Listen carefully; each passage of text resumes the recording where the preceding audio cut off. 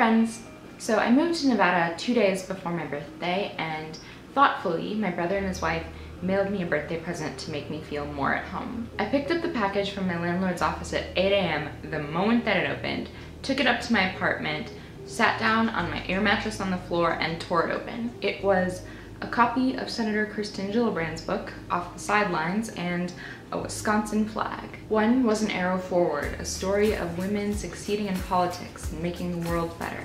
And the other was an arrow back, a reminder of where I came from and who was still there cheering for me. I used those little command hooks, like the plastic ones with the sticky backs, to hang it up on my cinder block wall, above my mattress, on the floor between two $10 Target lamps, one of which would never stop flickering. So it didn't help with the overall dorm room aesthetic of my apartment, but it did make things feel a little less temporary and more comfortable. I went to work and came home, and in the 100-degree Nevada heat, these sticky strips had melted off the walls and my flag was just in a pile in my bed. So I stuck it back up and turned on the AC, which made it kind of flutter at the corners over my head when I slept. Just a reminder that it was still there. The Wisconsin flag, if you haven't seen it before, isn't particularly beautiful or well designed. There's a miner and a farmer and some symbols in the middle here that represent mining and farming. There's the state animal, which is the badger, the year the state was founded,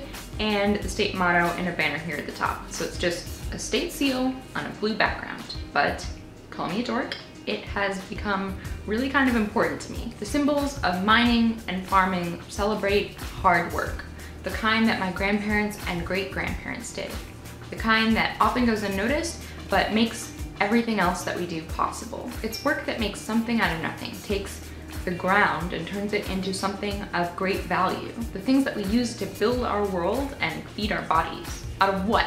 You know, like out of rocks and dirt. The badger is a small but very fierce animal. They're little fighters. You don't want to feck with them. 1848, the year the state was founded, is probably one of the most boring things on the flag, but it was a turbulent time like this one.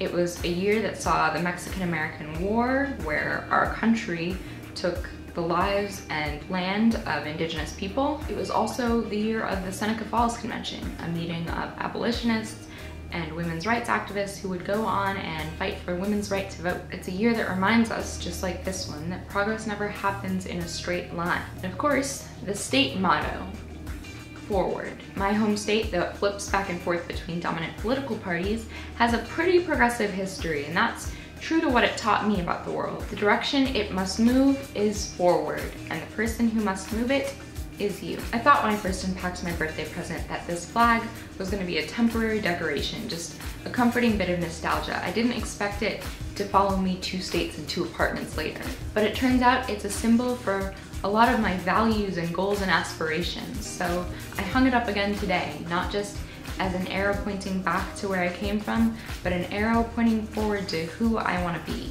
So tell me in comments about something you are looking forward to. If you like this video, you can subscribe. You can find me pretty much anywhere on the internet at It's Radish Time, and I will see you next week. Bye!